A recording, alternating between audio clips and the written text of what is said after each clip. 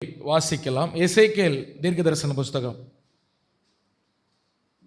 37ஆம் அதிகாரம், அதில் 14ஆம் வசனத்தை நம்ம வாசிக்கலாம். எசேக்கியேல் 37:14. என் ஆவியை உங்களுக்குள் வைப்பேன், நீங்கள் உயிரடைவீர்கள். நான் உங்களை உங்கள் தேசத்தில் வைப்பேன், அப்பொழுது நான் கர்த்தர் என்று அறிந்து கொள்வீர்கள். ஒரு அல்லேலூயா சொல்லுங்க. இது இஸ்ரவேல் ஜனங்களுக்கு பாபிலோன்ல அவங்க அடிமையா இருக்கும் பொழுது ஆண்டவர் பேசுற வாக்குத்தத்த வார்த்தை. ஹல்லேலூயா.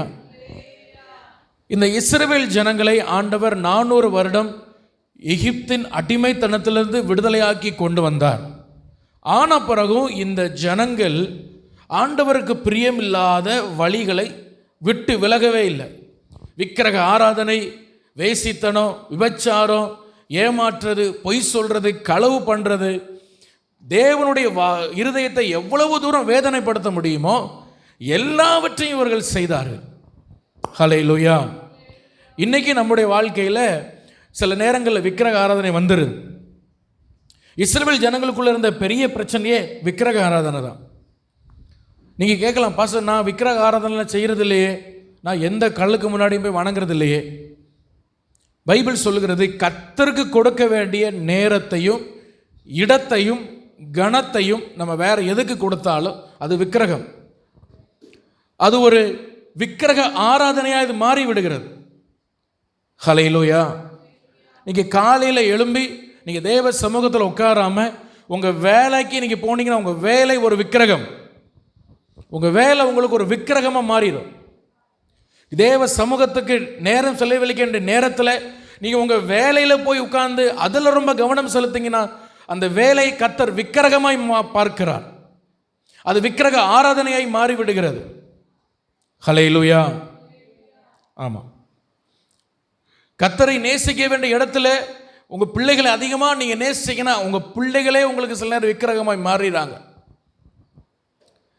ஞாயிற்றுக்கிழமை ஆராதனைக்கு வரணும். அந்த ஆராதனை அசட்டப் பண்ணி வேற எந்த காரியத்தை செய்தாலும் அந்த காரியம் உங்களுக்கு விக்கிரகம்.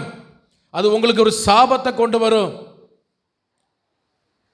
நீங்க எந்த காரியமும் செய்யுங்க, தேவனுக்கு கொடுக்க வேண்டிய கணத்தை நீங்கள் அதை பறித்துக் கொள்வீர்கள், அதை களவாண்டுவீங்கன்னு சொன்னால் அது ஒரு விக்கிரகம் என்று பைபிள் சொல்லுகிறது. ஹல்லேலூயா. இந்த இஸ்ரவேல் ஜனங்களுக்குள்ள இருந்த பெரிய பிரச்சனையே இவங்களுக்குள்ள இருந்த விக்கிரக ஆராதனை தான். ஆண்டவர் அதனால பாபிலோன் என்கிற நேபுகாத்நேச்சாருடைய கையில் இந்த ஜனங்களை திரும்ப கொடுத்தார். 70 வருஷம் இந்த ஜனங்கள் திரும்ப அடிமையாக இருந்தாங்க. நேபுகாத்நேச்சார் அந்த எருசலேமுக்குள்ள வந்து சாலமோன் கட்டின அந்த தேவாலயத்தை, அழகான தேவாலயத்தை இடிச்சு தரமட்டமாக்கி தீக்கிரையாக்கி, ஹல்லேலூயா, அந்த ஜனங்கள் எல்லாரையும் நல்ல படித்தவங்க, திறமையானவங்க, நல்ல அழகானவங்களெல்லாம் சிறப்பிடிச்சு அவன் தேசத்துக்கு கொண்டு போயிட்டான். அதுக்கப்புறம் இஸ்ரவேல் ஜனங்களை அசிரியர்கள் வந்து சிறைபிடிச்சு கொண்டு போயிட்டாங்க.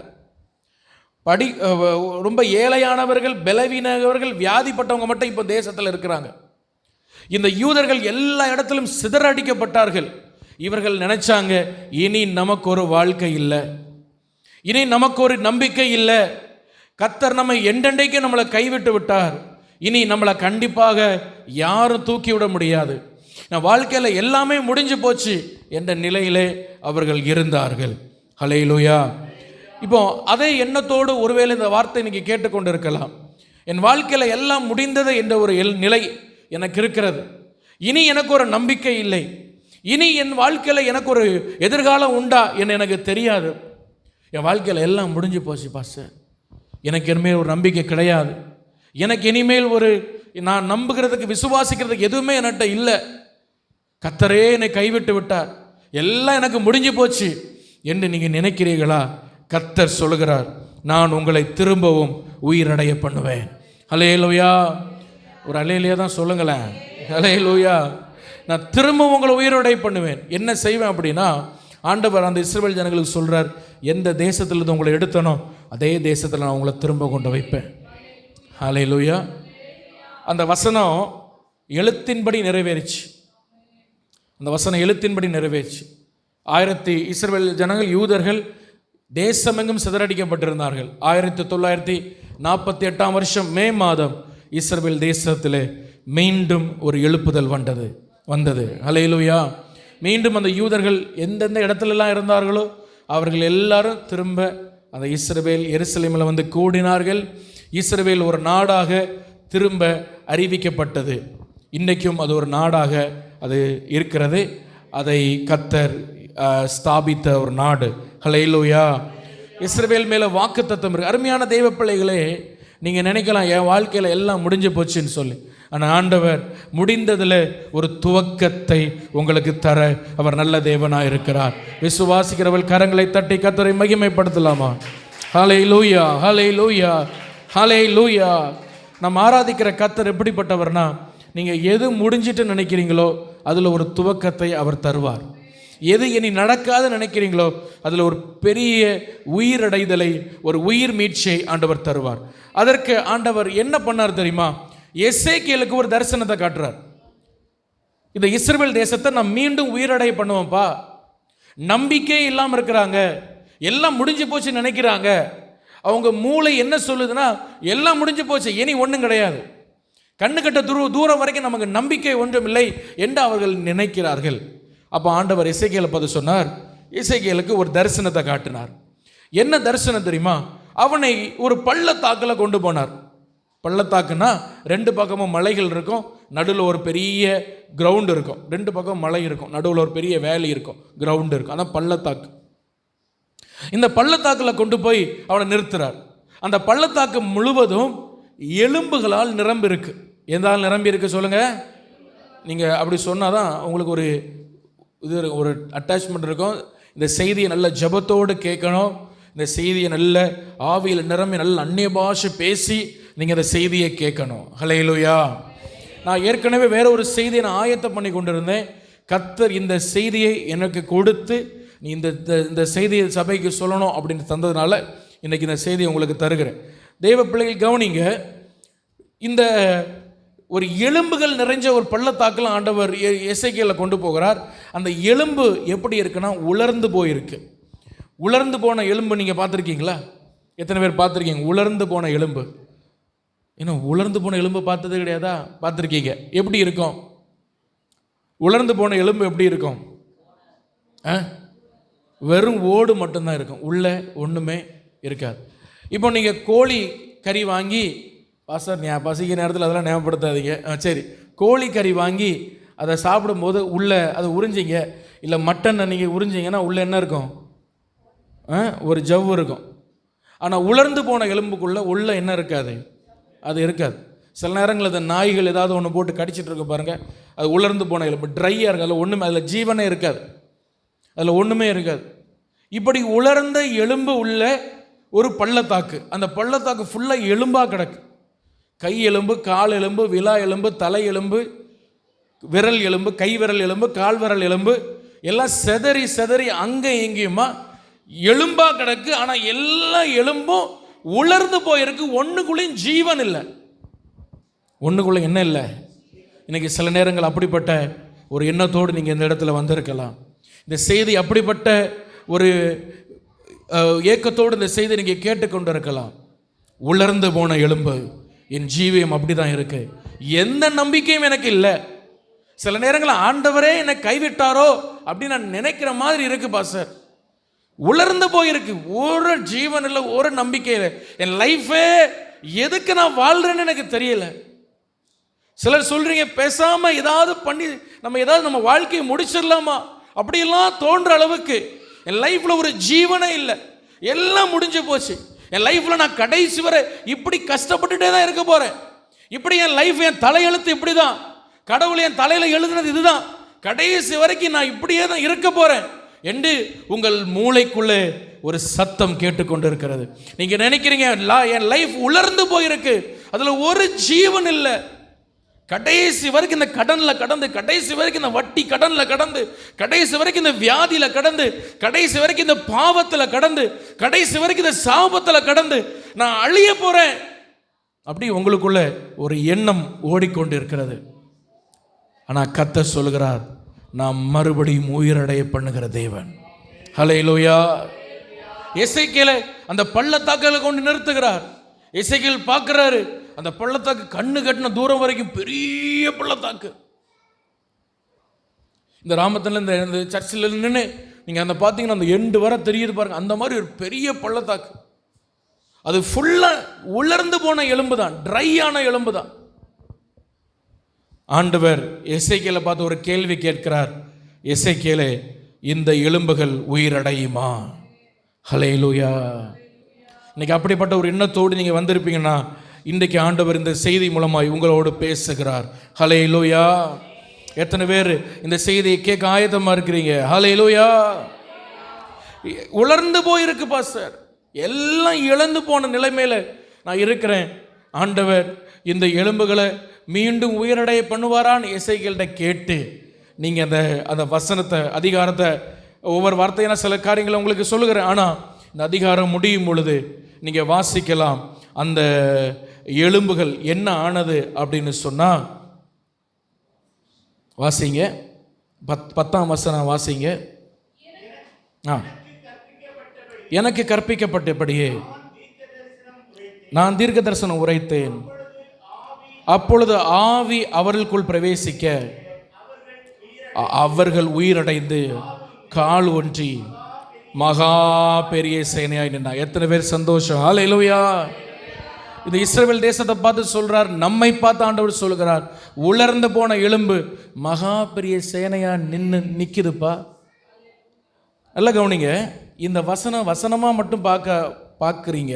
ஆனால் இஸ்ரவேல் தேசம் இன்னைக்கு இப்படி தான் நிற்கி, மகா பெரிய சேனையாக நிற்கிதா இல்லையா? நீங்கள் நியூஸில் பார்க்குறீங்களா இல்லையா? ஆண்டவர் இஸ்ரவேல் தேசத்துக்கு கொடுத்த வாக்கு தத்துவம் இன்னைக்கும் அதை ஒரு நபரால் அழிக்க முடியலை. எத்தனையோ ஜெனரேஷனாக முயற்சி பண்ணி கொண்டிருக்கிறாங்க இஸ்ரவேல் அழிக்க. ஏன் அழிக்க முடியல தெரியுமா? இராணுவனால அல்ல, பெரிய திறமையினால அல்ல. நான் நம்புகிறேன் அதுக்கு மேலே ஒரு வாக்கு தத்துவம் இருக்குது. இஸ்ரவேல் மேலே ஒரு ப்ராமிஸ் இருக்குது, ஆண்டவருடைய ப்ராமிஸ் இருக்குது. 1000 வருட அரசாட்சியில் ஆண்டவர் எருசலேமில் இருந்து தான் இந்த முழு பூமியை அரசாள்வார். அது ஒரு ப்ராமிஸ், அதுக்கு மேலே இருக்குது, வாக்கு தத்துவம் இருக்குது. அதனால் அதை அழிக்க, டிமாலிஷ் பண்ண முடியாது. இந்த எசேக்கியேலுக்கு ஆண்டவர் காண்பிச்ச இந்த தரிசனத்தின்படியே அது மகா பெரிய சேனையாய் இன்னைக்கு எழும்பி நிற்கி. எத்தனை ஆண்டுக்கு முன்னாடி பேசின தரிசனம், தீர்க்க தரிசனம், எத்தனையோ 1000 ஆண்டுகளுக்கு முன்னாடி பேசின தீர்க்க தரிசனம். எத்தனை பேருக்கு இந்த வசனம் ரொம்ப டீப்பாக புரியுது? ஹல்லேலூயா. இன்னைக்கு நடக்கிறதையும் வசனத்தையும் மேட்ச் பண்ணுறேன். நீங்கள் ஏதோ ஆவிக்குரிய மட்டும் பேசுகிற நினைக்கக்கூடாது. ஹிஸ்ட்ரியை நீங்கள் பாருங்கள். உங்களுக்கு படிக்க கூகுளில் புரட்டி படிக்க வாய்ப்பு கிடைச்சா யூடியூப்பில் பார்க்குறவங்களுக்கும் சொல்கிறேன், போய் படித்து பாருங்கள். இஸ்ரவேல் ரெஃபர்மேஷனை படித்து பாருங்கள். 1948 மே மாதம் ஆண்டவர் என்ன செய்தார் இஸ்ரவேல் தேசத்தை? அவங்க நினைச்சாங்க எல்லாம் முடிஞ்சு போச்சு. கர்த்தர் மகா பெரிய சேனையாய் எழும்ப பண்ணார். அவர் ஏன்னா ஆண்டவர் வாக்கு பண்ணவர், வாக்கு மாறாதவர் அல்லவா? ஹல்லேலூயா. இன்னைக்கு இஸ்ரவேல் தேசத்தை நீங்கள் விடுங்க, நம்முடைய லைஃப் எடுங்க. ஏன் லைஃப் என்னைக்கு இப்படி எழும்போம்? கடைசி வரை நான் இப்படி தான் இருக்க போகிறேன்னா நான் என்ன செய்ய வேணும்? எத்தனை பேருக்கு அந்த முதல்ல விருப்பம் இருக்குது? விருப்பம் இருந்தால் தான் இந்த செய்தி உங்களுக்கு ரியாக்ட் ஆகும். ஹல்லேலூயா. இல்லை பரவாயில்ல பாஸ்டர், காலையில் எனக்கு ஒரு நாளைக்கு 100 ரூபா கிடச்சா போதும், அதை வச்சு கடைசி வரைக்கும் சர்பத்தை குடித்து நாட்களை போக்கிடலான்னா ஒன்றும் நடக்காது. ஹல்லேலூயா. நான் எப்படியாவது என் லைஃப்பில் நான் ஒரு நல்ல நிலையில் வரணும், என் வாழ்க்கை எழும்பி பிரகாசிக்கணும், நான் கர்த்தருக்காக ஏதாவது பூமியில் செய்யணும், கடைசி வரைக்கும் குண்டு சட்டிக்குள்ளே குதிரை ஓட்டிகிட்டு இருக்கக்கூடாது, நான் ஏதாவது ஒரு பிரோஜனமாய் நான் ஆண்டவருக்கு பிரகாசிக்க வேண்டும் என்று விரும்புவீர்கள் என்று சொன்னால் அவர்களுக்கு இந்த செய்தி. ஹல்லேலூயா, ஹல்லேலூயா. முடிந்து போன நிலையில் நான் திரும்ப கர்த்தர் நம்முடைய லைஃப்பில் துவக்கத்தை தர வேண்டும் என்று சொன்னால் ஒரு 4 காரியம் நம்ம லைஃப்பில் ஆண்டவர் செய்ய வேண்டும். முடிந்து போன இடத்துல ஒரு துவக்கத்தை கர்த்தர் செய்யணும் அப்படின்னா, முடிந்து போன நம்பிக்கை இல்லாத இடத்துல ஒரு துவக்கத்தை கர்த்தர் நமக்கு தரணும் அப்படின்னா 4 ரகசியம் இருக்குது. 4 சீக்ரெட்ஸ், 4 ரகசியம் இருக்குது. இந்த 4 ரகசியத்தை நீங்கள் பின்பற்றுவீர்கள் சொன்னால் நான் சொல்லுவேன், நீங்கள் எங்கே முடிஞ்சுன்னு நினைக்க உங்கள் லைஃப் அங்கேருந்து அது ஆரம்பிக்கும். எங்கே புல் ஸ்டாப் வைக்கிறீங்களோ அங்கேருந்து ஆண்டவர் கமா போட்டு ஆரம்பிப்பார். ஹல்லேலூயா, ஸோ முதல்ல என்ன ஆண்டவர் நம்ம லைஃப்பில் செய்ய விரும்புகிறார், முதல்ல எது ரொம்ப முக்கியம் அப்படின்னு சொன்னால், திரும்ப ஒரு விஷயம் கூட அந்த 14ஆம் வசனத்தை வாசித்து நீங்கள் உன்னிப்பாய் பார்ப்பீர்கள் சொன்னால், ஆண்டவர் சொல்கிறார், என் ஆவியை உங்களுக்குள்ளே வைப்பேன், அப்பொழுது நீங்கள் என்ன ஆவீங்க, உயிர் அடைவீங்க. ஹல்லேலூயா. என்ன வைப்பேன்னு சொல்கிறார், ஆவி. சத்தமாக ஒரு அல்லேலூயா சொல்லுங்கள் எல்லாரும், அல்லேலூயா. ஸோ முதல் உங்கள் லைஃப்பில், உங்கள் வாழ்க்கையில், பாஸ்டர் எல்லாமே முடிஞ்சது போல் இருக்குது, என் லைஃப்பை குறித்து எனக்கே ஒரு நம்பிக்கை இல்லை, ஏதாவது பண்ணி முன்னேறலான்னு நினச்சா ஒன்றுக்கு மேலே ஒரு ஸ்டெப் எடுத்து வச்சா 10 ஸ்டெப்பு கீழே இறங்குற மாதிரி தான் இருக்குது, ஒன்றும் தேரலை, ஒன்றும் வாய்க்கலை, கண்ணை திரும்புகிற இடத்துலலாம் இருட்டாக தான் இருக்குது, ஒன்றும் தெரியலை, பாதை தெரியலை அப்படின்னு நினச்சிங்கன்னா உங்களுக்கு இந்த செய்தி. 4 காரியம் உங்கள் லைஃப்பில் நீங்கள் செய்யணும். அதில் முதல், பரிசுத்த ஆவியானவருக்கு உங்கள் வாழ்க்கையில் நீங்கள் முக்கியத்துவம் கொடுக்கணும். எந்த அளவுக்கு முக்கியத்துவம் கொடுக்கணும் அப்படின்னா, கர்த்தருடைய ஆவியானவர் இல்லாமல் என் லைஃப்பில் நான் ஒன்றுமே இல்லை என்கிற அந்த நிலைக்கு நீங்கள் வரணும். ஒரு அல்லேலூயா சொல்லுங்கள், அல்லேலூயா. பரிசுத்த ஆவியானவருக்கு உங்கள் வாழ்க்கையில் நீங்கள் முக்கியத்துவம் கொடுக்கணும். தேவ ஆவியினால் நீங்கள் அனுதினமும் நீங்கள் நிரப்பப்படணும். இதை நீங்கள் ட்ரை பண்ணி பாருங்கள். நீங்கள் முயற்சி, நான் சவால் பண்ணி சொல்ல, நீங்கள் முயற்சித்து பாருங்கள். தேவ ஆவியால் நீங்கள் நிரப்பப்படணும். ஹல்லேலூயா. தேவனுடைய ஆவியானவர் உங்களோடு கூட இருக்க வேண்டும். அவருக்கு உங்கள் வாழ்க்கையில் முதலிடம் கொடுங்க. தேவ ஆவியானவருக்கு உங்கள் வாழ்க்கையில் நீங்கள் முதலிடம் கொடுங்க. உண்மையான கிறிஸ்தவ ஜீவன் என்ன தெரியுமா? உண்மையான கிறிஸ்தவ ஜீவியம், ஆவியானவர் இல்லாமல் என்னால் ஒன்றும் முடியாதுன்னு எந்த மனுஷன் உண்மையாக ரியலைஸ் பண்ணுற உணர்கிறானோ அவன் தான் உண்மையான கிறிஸ்தவன் நான் சொல்லுவேன். அவர்கள் தான் உண்மையான கிறிஸ்தவர்கள். சும்மா சர்ச்சைக்கு போகிறது இல்லைங்க, சும்மா ஏதோ நம்ம கடமைக்காக கடமை நிறைவேற்றுறதில்லை. ஆண்டவரே நீர் இல்லாமல், ஆவியானவர் இல்லாமல் என்னால் ஒன்றும் முடியாது அப்படிங்கிற அந்த ஒரு உணர்வு வருது பாருங்க, அது வந்தாலே தே ஆர் ரியல் கிறிஸ்டியன்ஸ் நான் சொல்லுவேன். ஹல்லேலூயா. ஒரு சின்ன தப்பு பண்ண உடனே ஆவியானவர் நம்மளை விட்டு போனது நமக்கு தெரியும். உண்மை கிறிஸ்தவர்களாக இருந்தால் உடனே நம்ம இருதையெல்லாம் கடந்து அடிக்கும். ஐயோ ஆவியானவரே நீர் இல்லையே, தேவ பிரசன்னம் என்கிட்ட இல்லையே, தேவ சமூகம் என்கிட்ட இல்லையே, கர்த்தர் என் கூட இல்லையே என்று உங்கள் இருதையெல்லாம் பாரப்படும் பாருங்கள். உங்களுக்கு வேற ஒரு வேலை ஓடாது. திரும்ப தேவ சமூகத்தில் போய் விழுந்து மன்னிப்பு கேட்டு அதை ரெக்டிஃபை பண்ணி அதை கிளியர் பண்ணுற வரைக்கும் உங்களுக்கு ஒன்றுமே ஓடாது. அதுதான் ரியல் கிறிஸ்டியன் லைஃப். ஆவியானவர் இல்லாமல் ஒன்றும் முடியாது. எப்போதும் தேவ சமூகத்தில் தேவ ஆவியினால் நிரப்பப்பட்டு இருக்கணும் என்று நீங்கள் இருந்தீர்கள் என்று சொன்னால், ஹல்லேலூயா, கர்த்தர் உங்களை ஆமென் கீழாக்காமல் மேலாக்கிற தேவனாக இருக்கிறார். ஹல்லேலூயா, அல்லேலூயா. ஆமாம், அது உங்களுக்கு வேணும். அப்படி செய்தீங்கன்னா ஆண்டவர் இந்த இடத்துல சும்மா வார்த்தையாக எழுதி வைக்கல. எசேக்கியேல் 37 சும்மா உயிரடைவீர்கள் அப்படின்னு ஏதோ கொஞ்சத்துக்கு சும்மா அப்படி நேரம் போக்கு எழுதி வைக்கல. அது சரித்திரத்தில் அது நிறைவேறுகிறது மாதிரி உங்கள் வாழ்விலும் சில கிரியைகள் நிறைவேறுவதை நீங்கள் பார்க்க முடியும். ஹல்லேலூயா. ஆண்டவருடைய பரிசுத்த நாமம் மகிமைப்படுவதாக. கர்த்தருடைய பரிசுத்த நாமம் மகிமை. அப்போ முதல்ல உங்களுக்கு தேவை என்ன தெரியுமா? தேவ ஆவியினுடைய நிறைவு உங்களுக்கு வேணும். தினமும் ஆண்டவருடைய சமூகத்தில் காலையில் எழும்பி பாடல் பாடி கர்த்தரை துதிச்சு ஆண்டவரை ஆராதிச்சு தேவ ஆவியால் நிரப்பப்படுங்க. உங்கள் வீட்டுக்குள்ள தேவ பிரசன்னம் இருக்கிறத உறுதிப்படுத்தி கொள்ளுங்க. ஆமென், அல்லேலூயா. கண்ட காரியங்களை டிவியில் போடாதீங்க. அது தேவனை வேதனைப்படுத்தும், தேவன் துக்கப்படுத்தும். நான் சண்டே சர்ச்சுக்கு போயிட்டு வந்துட்டேன், இனி உட்காந்து கொஞ்ச நேரம் சினிமா பார்ப்பேன், இனி உட்காந்து கொஞ்ச நேரம் சீரியல் பார்ப்பேன். நீங்கள் உண்மையான தேவ பிள்ளைகள் அல்ல. கர்த்தர் உங்களை ஒரு நாள் ஆசீர்வதிக்க முடியாது. உங்கள் வாழ்க்கையில் நீங்கள் அடுத்த அடக்கி போகவே முடியாது. சத்துரு உங்களை அழித்து கொண்டே இருப்பான். அது உங்களுக்கே தெரியாது. 10 வருஷம் 15 வருஷம் கழிச்சு தான் உங்கள் கண்ணு திறக்கும், ஐயோ எல்லாம் போச்சேன்னு. உங்களை அரிக்கிறது, கரையா மாதிரி உங்களை அரிச்சுக்கிட்டு இருக்கிறது உங்களுக்கே தெரியாது. அதுதான் பிசாசுடைய தந்திரம். ஹல்லேலூயா. நான் ஞாயிற்றுக்கிழமை சர்ச்சுக்கு போயாச்சு, திருவிருந்து அடித்தாச்சு, ஏனி நம்ம அடுத்த மாதம் தானே திருவிருந்து, அதுவரை நம்ம எப்படினாலும் இருக்கலாம். இந்த மாதிரிப்பட்ட எண்ணம், இதெல்லாம் பிசாசு தர்றான் பாருங்க. ஹல்லேலூயா. இதெல்லாம் என்ன செய்கிறான்னா, கரையா மாதிரி உங்களை அரிக்கிறான், உங்கள் ஆசீர்வாதத்தை அரிக்கிறான், உங்கள் வாழ்க்கையில் இருக்கிற எல்லாவற்றையும் அது உங்களுக்கே தெரியாது. நீங்கள் நினைக்கிறீங்க எல்லாம் கிளியராக தான் இருக்குது, எல்லாம் சமாதானம், எல்லாம் கிளியராக தானே போயிட்டுருக்கு, ஒன்றும் பிரச்சனை இல்லையே. திடீர்னு ஒரு 5 வருஷம் 10 வருஷம் கழிச்சு உங்கள் கண்ணு திறக்கம் பாருங்கள், அன்னைக்கு தான் தெரியும் பிசாசு கள்ளன் திருடன் என்னத்தெல்லாம் திருடிட்டு போயிருக்கான்னு. ஹல்லேலூயா. அன்னைக்கு நம்ம அழுது பிரயோஜனம் கிடையாது, அன்னைக்கு அழுது போனது தான், இனி திரும்ப அது வராதுங்க. ஆண்டவருடைய பரிசுத்த நாம் மகிமைப்படட்டும். எனவே ஒரு தேவ பிள்ளை தேவ சமூகத்தில் அதிகமாய் காத்திருக்க முயற்சி பண்ணுங்க. தேவ சமூகத்துக்கு அப்புறம் தான் எல்லாமே, நான் ப்ரேயர் பண்ணதுக்கப்புறம் எல்லாம் செய்வேன், அப்படி ஒரு நிலைக்கு வாங்க. தேவ ஆவியினால் நீங்கள் நிரப்பப்பட்டு இருப்பீர்கள் என்று சொன்னால் நான் சொல்ல முடியும், கண்டிப்பாக கர்த்தர் உங்களை ஆசீர்வதிப்பதை எந்த சக்தியாலும் தடுக்க முடியாது. ஹல்லேலூயா. அதுக்கு நீங்கள் இம்பார்ட்டன்ஸ் கொடுக்கணும். ஆண்டவர் இந்த வார்த்தை உங்களுக்குள்ளே உங்கள் இருதயத்துக்களை பதிப்பாராக இன்று நான் ஜெபத்தோடு நான் அதை பேசுகிறேன். தேவ ஆவியினால் தேவ மகிமையினால் நான் நிரப்பப்படணும். ஏசப்பா, நான் உங்களால் நான் என்னை நிரப்புங்க ஏசப்பா.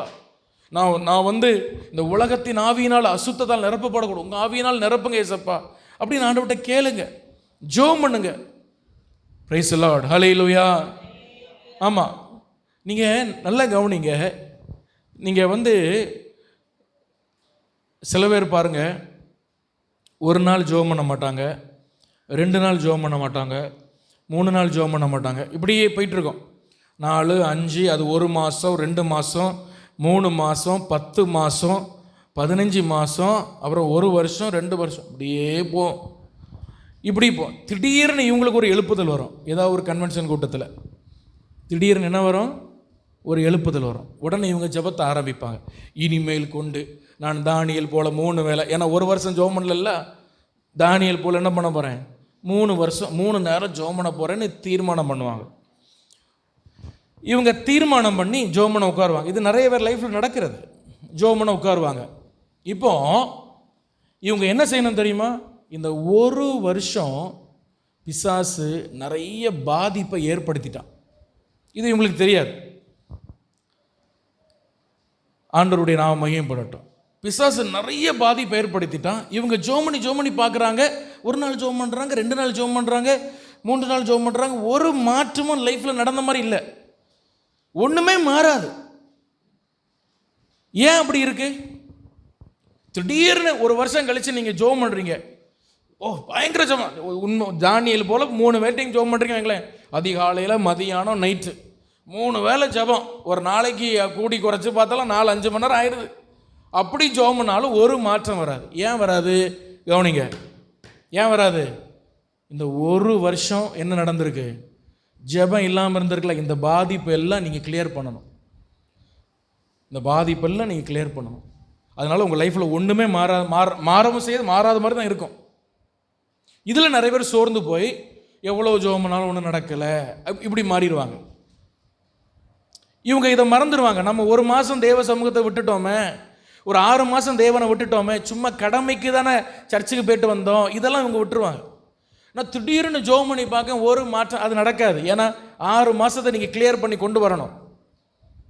பிசாசு இதெல்லாம் திருடினானோ அந்த கிருபைகள், அந்த காரியங்கள், அந்த வரங்கள், சிலதெல்லாம் பிசாசு மொத்தத்தில் திருடி கொண்டு போயிருப்பான். அதெல்லாம் நீங்கள் கிளியர் பண்ணி கொண்டு வரணும். சில கிருபைகளை நீங்கள் இழந்திருப்பீங்க, அநேக வரங்களை நீங்கள் இழந்திருப்பீங்க. ஹல்லேலூயா. சிலதெல்லாம் உங்கள் கை விட்டு மொத்தத்தில் உங்கள் லைஃப்பை விட்டே போயிருக்கும், அதாவது திரும்ப கிடைக்காது. அதெல்லாம் இந்த சில செய்தியில் பேச மாட்டாங்க. ஆண்டு நீ ஜெபம் பண்ண, ஆண்டவரோட மன்னிப்பார், ஜெபம் பண்ண மன்னிப்பார்.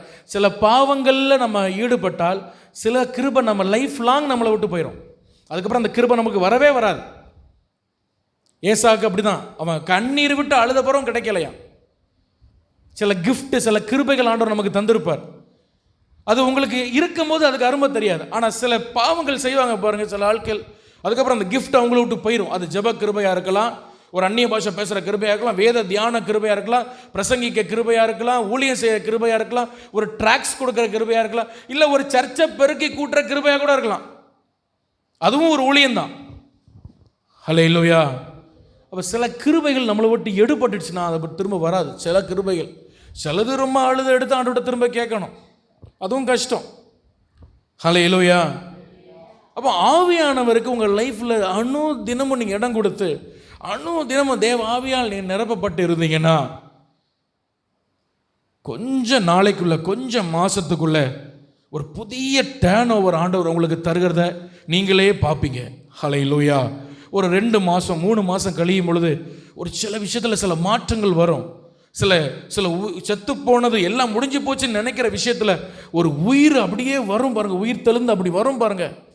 உங்களுக்கு ஆச்சரியமாக இருக்கும், ஓ இது ஆண்டவர் செய்கிற செயல் அல்லவா, இது கர்த்தர் பண்ணுற காரியம் அல்லவா. ஹல்லேலூயா, ஹல்லேலூயா. ஆண்டவர் உங்களிடத்தில் விரும்புகிறது அதுதான். தேவ பிள்ளை தேவ ஆவியானவர் முக்கியத்துவம் கொடுக்கணும். ஆவியானவரால் தேவ ஆவியினால் நீங்கள் நிரப்பப்பட்டு இருக்கணும். ஹல்லேலூயா, ஹல்லேலூயா. அதுக்கு நீங்கள் முக்கியத்துவம் கொடுக்கணும். எத்தனை பேர் அதுக்கு முக்கியத்துவம் கொடுக்க போகிறீங்க? ஒரு கையை தூக்கி ஆண்டவர்கிட்ட ஆமென் ஹல்லேலூயா. ஆவியானவருக்கு நான் முக்கியத்துவம் கொடுக்கணும். அவர் இல்லாத ஒரு லைஃப் வேண்டாம் அப்படிங்கிற அந்த உறவுக்குள்ளே வரணும். சும்மா ஆவியில் நிரம்பி சும்மா ஏதோ 2 அந்நிய பாஷை பேசிட்டு போகிறதில்ல. ஆவியானவரோடுக்குள்ள அந்த உறவுக்குள்ளே நீங்கள் வரணும். ஹல்லேலூயா.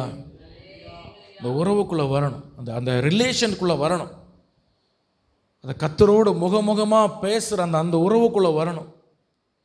அப்படி ஒரு 3 மாதம் நீங்கள் ட்ரை பண்ணி பாருங்கள், ஒரு சேஞ்ச் வரும். நீங்கள் ட்ரை பண்ணி பாருங்கள். ஹல்லேலூயா. ஒரு மாற்றம் வரும். நீங்கள் சில விஷயத்தை எவ்வளவோ முயற்சி பண்ணி பார்க்குறீங்க மாம்சத்தில், இங்கே பண்ணி அதை பண்ணிடலாம், அதை பண்ணி இதை சரி பண்ணிடலாம், இதை பண்ணி அதை சரி பண்ணிடலாம். இதெல்லாம் நீங்கள் விடுங்க. இதுக்கெல்லாம் ஒரு குவைட் ஒரு ஃபுல் ஸ்டாப் வைங்க. தேவ ஆவியானவருக்கு முக்கியத்துவம் கொடுங்க.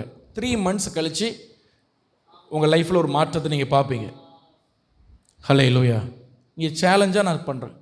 3 மாதம் இப்படி நீங்கள் தொடர்ந்து செஞ்சீங்கன்னா ஒரு மாற்றம் உங்களுக்கு வரும், கண்டிப்பாக வரும். ஆமென். எத்தனை பேர் விசுவாசிக்கிறீங்க? ஹல்லேலூயா. ஆவியானவருக்கு அவ்வளோ வல்லமை இருக்குது, அவ்வளோ கிருபை இருக்குது, அவ்வளோ. சில பேருடைய குடும்பத்திலலாம் சில பில்லி சூனிய கட்டுகள், இந்த மந்திரவாத கட்டுகள்லாம் இருக்கும். இந்த மாதிரிப்பட்ட கட்டுகள் சில குடும்பத்திலலாம் வந்து உட்கார்ந்து விடும் பிசாசு. நீங்கள் என்ன பண்ணாலும் அது உங்களுக்கு ஒரு முன்னேற்றம் இருக்காது. என்ன போராடிட்டு கடைசி வரை போராடிட்டே கிடப்பீங்க, ஒரு முன்னேற்றம் இருக்காது. காரணம் என்னென்னா அது பிரச்சனை வந்து மாம்சத்தில் கிளியர் பண்ணுற பிரச்சனை இல்லை, அது ஆவியில் கிளியர் பண்ணுற பிரச்சனை. அது ஆவியானவர் உங்களுக்கு தேவை. ஆவியினால் நிரப்பப்படுங்க. தேவ ஆவியினால் நீங்கள் நிரப்பப்படுங்க. ஹல்லேலூயா. தேவ ஆவியானவருக்கு முக்கியத்துவம் கொடுங்க. ஆவியானவரோடு நீங்கள் நடக்க பழகுங்க. அப்படி நீங்கள் செய்யுங்க. உங்கள் லைஃப்பில் முதல் நேரம், காலையில் எழும்பின முதல் நேரம் தேவ ஆவியால் நீங்கள் நிரப்பப்பட முக்கியத்துவம் கொடுங்க. ஆமென். ஹல்லேலூயா. உங்களுக்கு ஒன்றுமே ப்ரேயர் பண்ணாமல் கஷ்டமாக இருக்க மாதிரி இருக்கா? ஒன்றுமே ஓடலையா? ஒரு ஃபோன் எடுங்க, ஒரு கிறிஸ்தவ பாட்டை போடுங்க, வீட்டை சுற்றி சுற்றி சுற்றி நடந்து ஜெபம் பண்ணுங்க. ஒவ்வொரு அறைக்குள்ளேயும் தெய்வமே உங்களுடைய பிரசன்னத்தால் உங்களுடைய ஆவியினால் இந்த அறையை நிரப்பும் நிரப்பும் நிரப்பும் நிரப்புன்னு சொல்லி ஜெபம் பண்ணுங்க. உங்கள் வீட்டு ஃபுல்லாக தேவ பிரசன்னத்தால் நிரம்பி இருப்பதை கொஞ்ச நாளில் நீங்கள் பார்ப்பீங்க. சேஞ்சஸை நீங்கள் பார்ப்பீங்க. உங்கள் வீட்டுக்குள்ளேருந்து நீங்கள் ஜெபம் பண்ணும்போது, உங்கள் ஜெப அறையிலேருந்து நீங்கள் என்ன ஜெபம் பண்ணாலும் நடக்கிறத நீங்கள் உணர்வீங்க. உங்கள் ப்ரேயர் ரூமுக்கு ஒரு தனி டிஃப்ரென்ஸ் ஆண்டவர் உண்டாக்குவார். நான் இதெல்லாம் ஃபீல் பண்ணி நான் உணர்ந்து நான் பேசுகிறேன். ஹல்லேலூயா. சும்மா கதை கட்டலை. வீட்டில் 10 ரூம் இருந்தாலும் எந்த ரூம்ல இருந்து அதிகமாக நீங்கள் தேவனோடு செலவழிக்கிறீங்களோ அந்த ரூமில் ஒரு பிரச்சனை இருக்கும். அங்கே போய் என்னத்தை அழுதாலும் நடக்கும். அப்படி அந்த ரூமை ஆண்டவர் மாற்றிடுவார். அது ஒரு மகா பரிசுத்த ஸ்தலம், அந்த இடத்த மாற்றிடுவார். கொஞ்ச நாள் அதெல்லாம் மாறும். தேவ ஆவியானவருக்கு நீங்கள் அவ்வளவு முக்கியத்துவம் கொடுத்தால் கர்த்தர் அதை செய்வார். ஹல்லேலூயா, ஹல்லேலூயா. ஆமாம், வியாபாரம் பண்ணுறீங்களா? தொழில் பண்ண கடையில், உங்கள் கடையில் வாங்க. கடையில் ஒரு தொழில் நடக்கலையா? ஒரு கிறிஸ்தவ பாட்டை போடுங்க. கடைக்கு அங்கிட்டும் இங்கிட்டும் அந்த பாட்டை பாடி அந்நிய பாஷையில் நடங்க. தொழில் மாறுதா இல்லையா பாருங்க. ஹல்லேலூயா. அந்த தொழில் ஆசீர்வாதம் வருதா இல்லையா பாருங்க. தேவ ஆவியானவர் எங்கே வருகிறாரோ அங்கே மரித்து போனது கண்டிப்பாக உயிர் அடையும். இது கர்த்தருடைய வார்த்தை. ஹல்லேலூயா. அது உங்கள் தொழிலானாலும் சரி, உங்கள் வேலையில் எனக்கு ஒன்றுமே ஓடலப்பா சார், என் ஓனர் அப்படி இருக்கார், எங்கள் மேனேஜர் அப்படி இருக்காங்க, அவன் என்னை குறை சொல்ல, இவ குறை சொல்ல. வேலை செய்யும் பொழுது கர்த்தரை துதிங்க, பாடுங்க, அந்நிய பாஷை பேசுங்க, வசனங்களை அறிக்கை செய்யுங்க. ஹல்லேலூயா. அப்படி வேலை செய்து கொண்டு இருக்கும் பொழுதே கர்த்தரை துதிங்க. அந்த வேலையில் உங்களுக்கு ஒரு ப்ரொமோஷன் வரும், அந்த வேலையில் ஒரு மாற்றம் வரும். ஏன்னா ஆவியானவருக்கு இங்கெல்லாம் நீங்கள் முக்கியத்துவம் கொடுக்குறீங்களோ அங்கே எல்லாம் அவர் தம்முடைய ஜீவனை அவர் அனுப்ப அவர் நல்ல தேவனாக இருக்கிறார். எல்லாரும் கர்த்தரை மகிமைப்படுத்துவோம். ஹல்லேலூயா. ஆமாம். அடுத்ததாக நேரம் இல்லை, ரெண்டாவது ஒரு காரியத்தை பார்க்கலாம். அதே எசேக்கியேல் 37 அதிகாரம் 4 வசனத்தை வாசிக்கலாம்.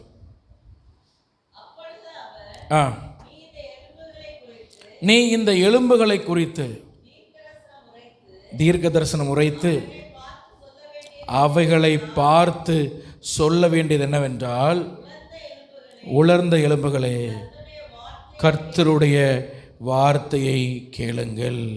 ஹல்லேலூயா. கர்த்தருடைய வார்த்தையை கேளுங்கள். ரெண்டாவது நீங்கள் முக்கியத்துவம் கொடுக்க வேண்டியது உங்கள் கையில் இருக்கிற பைபிள். ஹல்லேலூயா. எத்தனை பேர் இந்த பைபிளை வாசிக்கிறீங்க? வாசிக்க தெரிஞ்சவங்களுக்கு நான் கேட்குறேன், எவ்வளோ நேரம் இந்த பைபிளோடு நீங்கள் நேரம் செலவழிக்கிறீங்க? ஹல்லேலூயா. சில பேரெல்லாம் பைபிள் அப்படியே சண்டே கொண்டு வைக்கிறது தான், அதுக்கப்புறம் அடுத்த சண்டே தான் அதை. Price the Lord. ஒரு பாஸ்டர் ஒரு வீட்டுக்கு சாப்பிட போயிருந்தாராம். அப்போ இந்த அம்மா என்ன பண்ணாங்கன்னா, அந்த வீட்டில் கணவன் மனைவி ஒரு பிள்ளை. இந்த அம்மா என்ன பண்ணாங்கன்னா, பாஸ்டர் வந்திருக்காருன்னு சொல்லி அது வரைக்கும் அவங்க வீட்டிலேருந்து எடுக்காத ஒரு வெள்ளி ஸ்பூனு, அது ரொம்ப விலை உயர்ந்த ஸ்பூனு, அதில் நிறைய டிசைன்லாம் போட்டிருக்கும்.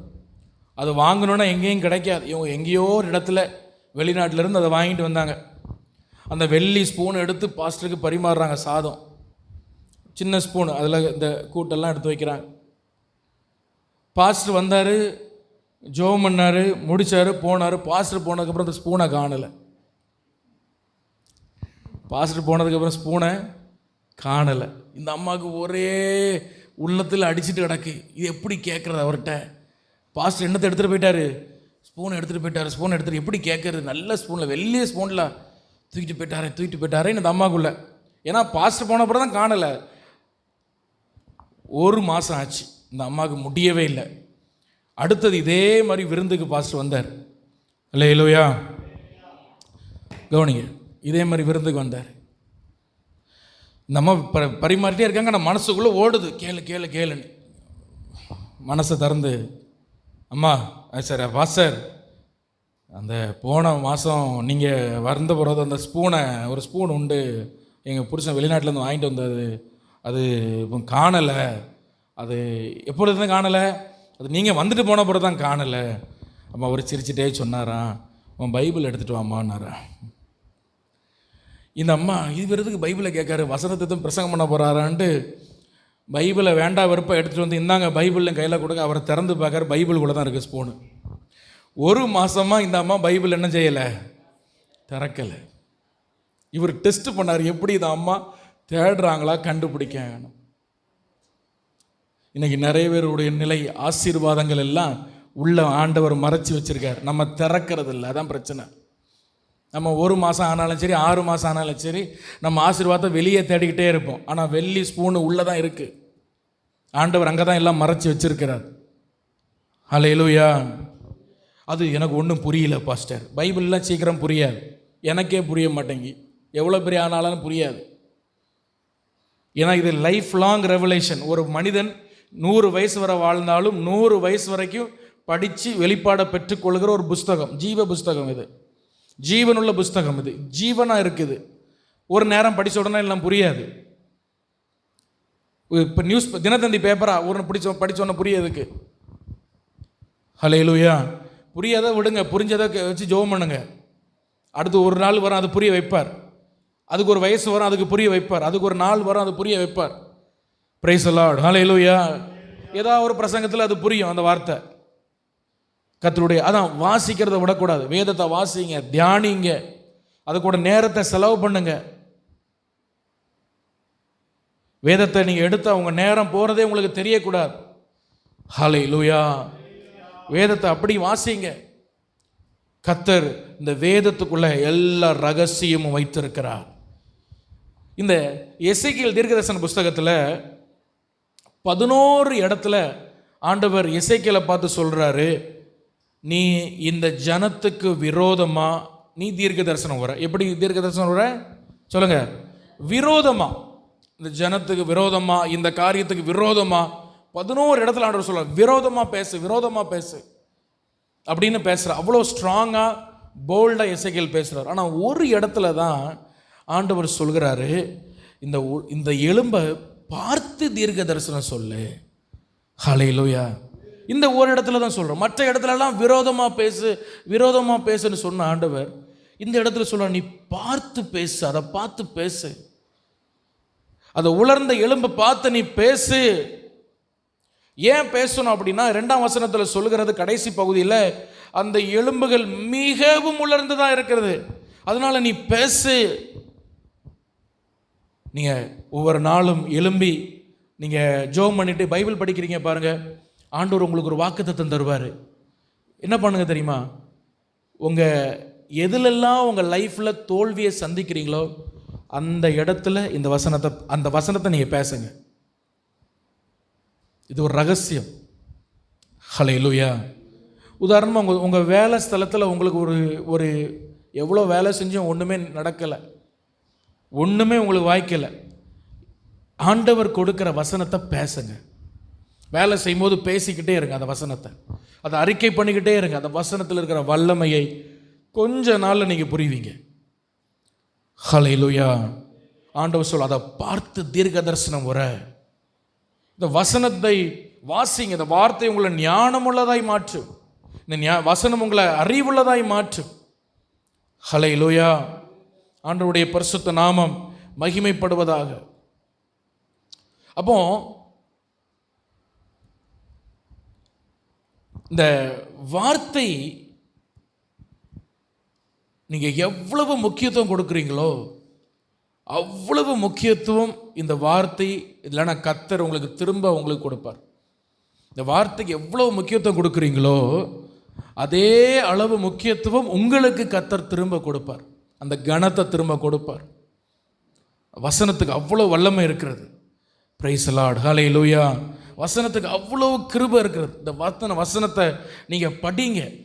எத்தனை பேர் வசனத்தை டெய்லி நான் வாசிக்கிறேன் அப்படின்னு சொல்ல முடியுமா? டெய்லி நான் வாசிக்கிறேன், டெய்லி இதை நான் உட்கார்ந்து படிக்கிறேன், தியானிக்கிறேன், அதை உட்கொள்கிறேன், அதை ஆண்டவர் எனக்கு தருகிற அந்த வார்த்தையை நான் பேசுகிறேன். இதெல்லாம் நீங்கள் உங்கள் வாழ்க்கையில் அனுபவமாக எடுக்கணும். பிசாசு உங்கள் வசனத்தை படிக்க விட மாட்டான். ஏன்னா இந்த வசனம் உங்களை ஞானம் உள்ளதாய் மாற்றும். வசனம் உங்களுக்குள்ள ஒரு விஸ்டத்தை தரும், ஒரு ஞானத்தை தரும். அநேக விஷயங்களுக்கு உங்களுக்கு ஞானத்தை இந்த வசனம் உங்களுக்கு கொண்டு வரும். ஆண்டவருடைய நாமம் மகிமைப்படுவதாக. கர்த்தருடைய வசனம் அவ்வளவு வல்லமையுடையதாக இருக்கிறது. ஹல்லேலூயா. ஆண்டவருடைய நாமம் மகிமைப்படட்டும். ஸோ 2வது நான் சொன்னேன், வசனத்துக்கு முக்கியத்துவம் கொடுங்க. வசனத்தை அதிகமாக வாசிங்க, அதை அதிகமாக அறிக்கை செய்யுங்க. 3வதாக 7வது வசனத்தை பார்க்கிறோம். எசேக்கியேல் 37:7, எனக்கு கட்டளையிட்டபடியே நான் தீர்க்க தரிசனம் உரைத்தேன். நான் தீர்க்க தரிசனம் உரைக்கையில் என்ன உண்டாயிற்று? இரைச்சல் உண்டாயிற்று. ஹல்லேலூயா. அதுக்கப்புறம் என்ன ஆச்சுன்னா அசை உண்டாயிற்று. அதுக்கப்புறம் ஒவ்வொரு எலும்போடு சரி. நல்லா கவனிங்க. இந்த எலும்பெல்லாம் அப்படியே ட்ரையாக இருக்குது, அசையவே இல்லை, எல்லாம் செத்து போயிருக்கு, பல நாளாக காஞ்சி போயிருக்கு. அதை எடுத்து அப்படியே கொஞ்சம் ஹார்டாக அமுக்கினா பொடிஞ்சு மாவாக போயிடும், அவ்வளவு தூரம் காஞ்சி போயிருக்கு. ஆண்டவர் சொல்கிறார், நீ தீர்க்க தரிசனம் உரை அப்படின்னு சொன்னோடனே இவர் ஆண்டவர்கிட்ட கேள்வி கேட்காம அதை கீழ்ப்படைஞ்சு இது எப்படி நடக்கும், எலும்புக்கு எப்படி உயிர் வரும், எலும்பு எப்படி அது வரும், இது வரும்னு யோசிக்காம அப்படியே அவர் அந்த தரிசனத்தை பார்க்கும் பொழுதே பேசுகிறார் பாருங்க. பைபிள் சொல்லுது, செத்து போன எலும்பு அப்படியே கிடுக்கிட்டு ஆட்ட ஆரம்பிக்குது. ஹல்லேலூயா. ஒரு இரைச்சல் உண்டாகுது. என்ன உண்டாகுது? அப்படி கிடுக்கிட்டு ஆடுது. செத்து போன எலும்பு, உயிர் இல்லாத ஒரு விஷயம் அப்படியே ஆடுது. கொஞ்ச நேரம் கழித்து அசையுது. இங்கேருந்து அங்கே போகுது, அங்கேருந்து இங்கே வருது, இங்கேருந்து அங்கே. கண்ணை அப்படி முடித்து பார்க்குறாரு. எந்தெந்த எலும்பு எந்தெந்த இடத்துல சேரணுமோ அங்கே போய் சேர்ந்துருக்கு. ஹல்லேலூயா. இது எதனால் நடந்ததுன்னா, மூன்றாவது கேள்வி கேட்காத கீழ்ப்படிதல். கீழ்ப்படிதல், ஒபீடியன்ஸ். ஹல்லேலூயா. என்னதுங்க? ஒபீடியன்ஸ்.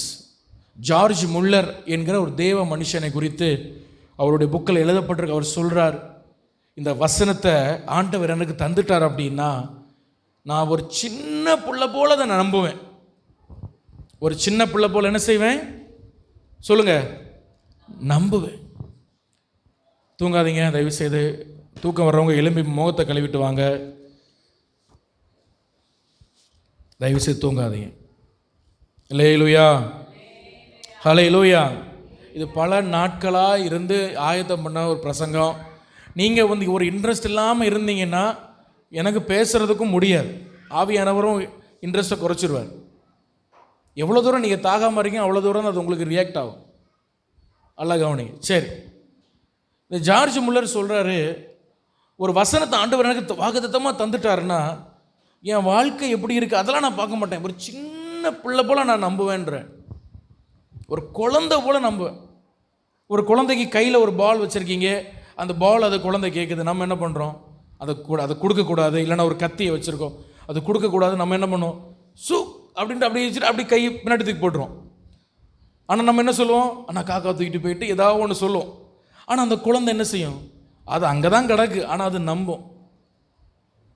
அந்த குழந்தை அதை என்ன செய்யும்? அதை நம்பும். அது திரும்பி திரும்பி பார்ப்போம், காக்கா எங்கன்னு பார்க்கும். ஜார்ஜ் முல்லர் சொல்கிறார், நான் அப்படி தான் நம்புவேன் ஆளோட வார்த்தையை. எனக்கு சூழ்நிலை எப்படி இருக்குது, அது எப்படி நடக்கும், அது எப்படி வரும், இப்படி நடக்க, இப்படி அந்த மன கால்குலேஷன்லாம் நான் போட்டுட்டு இருக்க மாட்டேன். கர்த்தர் எனக்கு ஒரு வார்த்தையை தந்துட்டா ஒரு குழந்தையே போல் நான் நம்புவேன். அவருடைய லைஃப்பை நம்ம பார்க்குறோம். எத்தனையோ ஆத்துமாக்கள் ஆண்டவருக்கு ஆதாயப்படுத்தி ஒரு பெரிய பரிசுத்தமானாய் வாழ்ந்து ஒரு பெரிய ஆண்டவர் ராஜ்யத்துக்கு பிரயோஜனமாக வாழ்ந்தார். ஹல்லேலூயா. நம்ம இந்த பல கேள்விகள் கேட்டுட்டு இருக்க ஆட்களை தான் ஒன்று ஆண்டவருக்கு செய்ய மாட்டோம். அது எப்படி, இது எப்படி. ஹல்லேலூயா. ஒபீடியன்ஸ். ஒன்று கேள்வி இல்லாத, கொஸ்டின் இல்லாத, சரியப்பா நான் நம்புகிறேன் அப்படின்னு அதை ஒபே பண்ணுறோம் பாரு. அந்த வார்த்தைக்கு கீழ்ப்படிந்து அந்த வார்த்தைக்கு நம்ம ஒப்பு கொடுத்து இந்த ஒரு அர்ப்பணித்து ஒரு டெடிக்கேஷனோடு நான் வாழ்கிறோம் பாருங்க, அதுதான் கீழ்ப்படிதல். ஹல்லேலூயா, அல்லேலூயா சொல்லுங்க. ஆமாம், அது நிறைய பேர் அந்நிய பாஷை பேசு, உபவாசம் இரு அப்படின்னு சொன்னால் பைபிளில் எங்கே உபவாசம் இருக்கிறது அதுக்கு 4 வசனம் எடுத்துவிடுவான். இதுதான் உபவாசம். சாப்பிடாமல் இருக்கிறது உபவாசம் கிடையாது தெரியுமா? உபவாசத்தில் அப்படி ஒரு உபவாசம், இப்படி ஆண்டவர் உபவாசம் பண்ணுன்னு சொன்னால் சின்ன போல் அதை கேட்டு என்ன பண்ணா? உபவாசம் இருக்கணும். அதில் அப்படி உபவாசம் இருக்க ஆளுகளை ஆண்டவர் பயன்படுத்துவார். நீ கேள்வி கேட்டுகிட்டே இரு, கடைசி வரை குட்டி பிசாசாக தான் இருப்பேன். கேள்வி கேட்டுக்கிட்டே இருப்பேன். அது ஏன் அப்படி, இது ஏன் அப்படி, கடைசியில் நரகத்தில் போய் பொத்துன்னு விழணும். என்னத்தை சொன்னாலும் அதில் ஒரு கொஸ்டின், அது ஏன் அப்படி பைபிளில் இருக்குது. அன்னைக்கு ஒருத்தன் பிரசங்கம் பண்ணுறான், அது 3 நாளைக்கு மேலே நம்ம உபவாசிக்கக்கூடாது. பைபிளில் புதிய ஏற்பாட்டில் அப்படி தான் எழுதியிருக்கு. சரி, நீ 3 நாளைக்கு மேலே உபவாசம் பண்ணாத உனக்கு யார் கேட்டா? நீ 3 நாளாவது பண்ணுறீ, அது வர பெரிய சந்தோஷம். Price the Lord, hallelujah. ஆமாம், அப்போ 40 நாள் உபவாசம் இருந்து டிவி ஜோஷுவாலாம் உலகத்தை அசைச்சாங்க. நீ 3 நாள் உபவாசம் பண்ணிக்கிட்டே உட்காந்துரு. Price the Lord. ஆண்டவர் சொல்கிறத அது அப்படியே சின்ன பிள்ளை மாதிரி நம்ம கேட்டால், அது நம்புனா, இது நம்ம ஏமாற்றுகிற வசனம் அல்ல, இது ஜீவனுள்ள வசனம். இது கதை அல்ல. நம்ம சின்ன பிள்ளைய இந்த கையை நீட்டி ஏமாத்துற மாதிரி இது ஏமாத்துறதுக்கு அல்ல. இது சரித்திர புஸ்தகம், இது உண்மை உள்ளது. இதை நம்புனா இதுக்கான ஆசீர்வாதம் நமக்கு உண்டு. ஹல்லேலூயா. கலாத்தியர் 1:16 ஒரு வசனத்தை வாசிங்க. நம்ம பார்க்குறோம் பாருங்க, பவுலை குறித்து அவர் சாட்சி சொல்லுகிறார், அவரே சாட்சி சொல்லுகிறார். கலாத்தியர் 1:16 வாசிங்க பார்ப்போம். ஒருத்தர்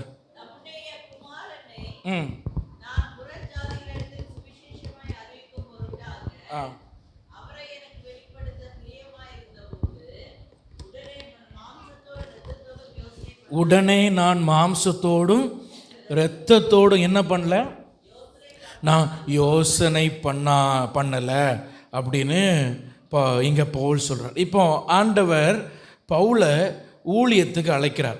அவரை சவுல் என்ன பண்ணுறாரு, ஆண்டவர் கவனிக்கிறீங்க, அவர் அல்லையிலையோ சொல்லுங்கள். சரி, ஆண்டவர் சவுலை ஊழியத்துக்கு அழைக்கிறார். ஊழியத்துக்கு அழைக்கும் பொழுது நீங்கள் 13ஆம் வசனத்தில், அதே அதிகாரம் 13ஆம் வசனத்தில் பார்த்தீங்கன்னா அவன் சொல்கிறார், நான் சபையை பாழாக்கி கொண்டிருந்தேன். கடைசி வசனம், சபை என்ன பண்ணுறேன், பாழாக்கி கொண்டிருந்தேன் அப்படின்னு அவர் சொல்கிறார். பாழாக்கி, அதாவது முற்றிலும் சபையை அழிச்சிட்டு இருந்தேன். இப்போ நல்லா கவனிங்க, இவர் திடீர்னு சொல்கிறாரு, இல்லைப்பா நான் தெரியாமல் பண்ணிட்டேன், இனி இயேசு தான் தெய்வம் அப்படின்னு இவர் பிரசங்கம் பண்ணுறான்னு வைங்க. உதாரணமாக எல்லாரும் இவரை நம்புவாங்களா, நம்ப மாட்டாங்களா? யாரும் நம்ப மாட்டா. இன்னைக்கு உண்மையிலே பவுல் இருந்தாலும் சரி, அன்னைக்கு இருந்தாலும் சரி, நம்ப மாட்டான். ஏன்னா முதல்ல நமக்குள்ளே வர சந்தேகம் என்னென்னா, எங்கேயோ பல்கா வாங்கிட்டான். அல்லேலூயா, அப்படி தானே இன்னைக்கு நம்மளை அப்படி தானே சொல்கிறாங்க. ஒரு ட்ராக்ஸ் கொடுக்க போனால், உங்களுக்கு வெளிநாட்டிலேருந்து காசு வருதா, வந்தால் நல்லது தான், ஒன்றும் வரலையா. ஏதாவது ஊழியம் செய்ய போனால், உங்களுக்கு எங்கேருந்து காசு, ஒரு இடத்துலேருந்து காசு வரல, அவர் தான் தரணும். உடனே தான் சொல்கிறான், உங்களுக்கு அங்கேருந்து காசு வருது. இது காசுக்காக செய்கிறோம், காசுக்காண்டி வேறு ஏதாவது வேலை செய்யலாம். அதுக்கு இவ்வளோ புனிதமான பைபிளை தூக்கிட்டா நடக்க போகிறோம் காசுக்காக. அல்லேலூயா, அதுக்கு காசு சம்பாதிக்க எவ்வளோ வேலை இருக்குது, எவ்வளோ வேலை செய்யலாம். இது காசுக்காக செய்கிறதா? இது அழைப்பு. அல்லேலூயா, இது எவ்வளோ பரிசுத்தமானது. உடனே பைபிள் தூக்கணும், உடனே ட்ராக்ஸ் கொடுத்தோன்னே உங்களுக்கு எங்கேருந்து காசு வருது உடனே நம்மள்கிட்ட. இப்போ நம்ம இந்த 21ஆம் நூற்றாண்டில் இந்த கேள்வி கேட்காங்களே, பவுல் அன்னைக்கு யோசிச்சிருப்பானா இல்லையா? நல்ல நேற்று வரைக்கும் சபையை போட்டு துன்புறுத்திட்டு இருந்தான், எல்லாரையும் பிடிச்சி அரெஸ்ட் பண்ணி ஜெயிலில் போட்டுட்டு இருந்தான். இன்னைக்கு திடீர்னு இயேசு தான் தெய்வம்னு சொல்கிறான். பல்கா எங்கேயோ வாங்கிட்டான், எங்கேயோ பைசா பல்கா. ரெண்டாவது இன்னொருத்தர் என்ன யோசிப்பாங்கன்னா, காசு வாங்கலை, ஆனால் ஒருவேளை இவன் வேஷம் மாதிரி இந்த கிறிஸ்தவங்களுடைய ரகசியத்தெல்லாம் கண்டுபிடிக்கிறதுக்காக கிறிஸ்தவ மாதிரி வேஷம் போட்டுட்டு வரானோ, இயேசு கூட ஓநாய்களை நான் அனுப்புவேன்னு சொல்லியிருக்கிறாரே, இவன் ஒரு ஓநாயாக இருப்பானோ அப்படின்னு பவுல சந்தேகப்பட்டிருப்பாங்களா, பட்டிருக்க மாட்டாங்களா? கண்டிப்பாக போட்டிருப்பான். ஏன்னா அவன் நின்ன நிலை அப்படி. அவன் சாதாரண வெறி இல்லை, பெண்களை தரன்னு இழுத்துட்டு போவானான், ஜெயிலில் அழைச்சி போட. அவன் அவ்வளோ வருத்து வந்தான். இப்போ திடீர்னு பிரசங்கம் பண்ண இயேசு தான் தெய்வம்னா அவனை நம்புவாங்களா? இப்போ பவுலுக்குள்ள இந்த டவுட் வந்திருக்குமா இல்லையா? ஏசப்பா, நான் இப்போ போய் ஊழியம் பண்ணால் நான் காசுக்காக பண்ணுறேன்னு சொல்லுவாங்க, இல்லை ரகசியத்தை கண்டுபிடிக்க, இப்படி பல ரீசன் பவுலுக்கு சொல்கிறதுக்கு இருந்து, பல நொண்டி சாக்குகள் சொல்கிறதுக்கு பவுலுக்கு இருந்து. ஆனால் பவுல் சொல்கிறார், நான் மாம்சத்தோடும் இரத்தத்தோடும் யோசிக்காமல் அழைப்பு வந்த உடனே சின்ன புள்ள போல நான் கீழ்ப்படிஞ்சேன். ஹல்லேலூயா. என்னை கொண்டு புறஜாதிகளுக்கு இயேசுவை வெளிப்படுத்த என்ன ஒரு பாத்திரமாக ஆண்டவர் தெரிஞ்சிருக்காருன்னு நான் கேள்விப்பட்ட உடனே நான் என்ன அப்படியே ஒப்பு கொடுத்தேன் அப்படின்னு அவர் சொல்லுகிறார். 16ஆம் வசனத்தில் பார்த்தோம். 17ஆம் வசனத்தில் பாருங்க,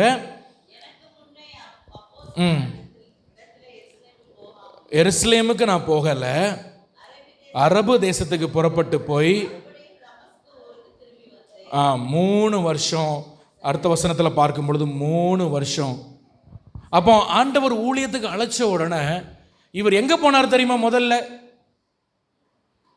அரபு தேசத்துக்கு போனார், இன்னும் சொல்ல போனார் டெசர்ட்டுக்கு போனார். ஆண்டவர் ஊழியத்துக்கு அழைச்ச உடனே 3 வருஷம் fasting and prayer, fasting and prayer, fasting and எப்போது ஒருக்கா சாப்பிடுவார். கண்டினியூஸ் 3 வருஷம், 21 நாள் 40 நாள், 21 நாள் 40 நாள். ஹல்லேலூயா. இவருக்கு என்ன பண்ணுறன்னு தெரியல. இப்போ ஊழியத்துக்கு வந்தாச்சு, ஆண்டவர் கூப்பிட்டாச்சு, இந்த ஊழியத்தை நான் செய்யணும், எப்படி பண்ணுறது? இயேசு ஒரு முறை 40 நாள் இருந்தார், நான் 40 முறை 40 நாள் இருந்தாலும் உம்மை போல மாற முடியாது ஆண்டவர். இன்னும் இவர் கண்டினியூஸாக ஃபாஸ்டிங். ஹல்லேலூயா. 3 வருஷம். பவுல் இன்னைக்கு டிடி படிக்கிறாங்க ஊழியத்தில், டிடின்னு சொல்லுவாங்க. டிடி, பிடிஹெச் எம்டி இருக்குல்ல, அது மாதிரி டிடி இருக்குது. டிடி அப்படின்னா divinity of doctorate, divinity of doctorate. Paul ஒரு டிடி படித்தார்.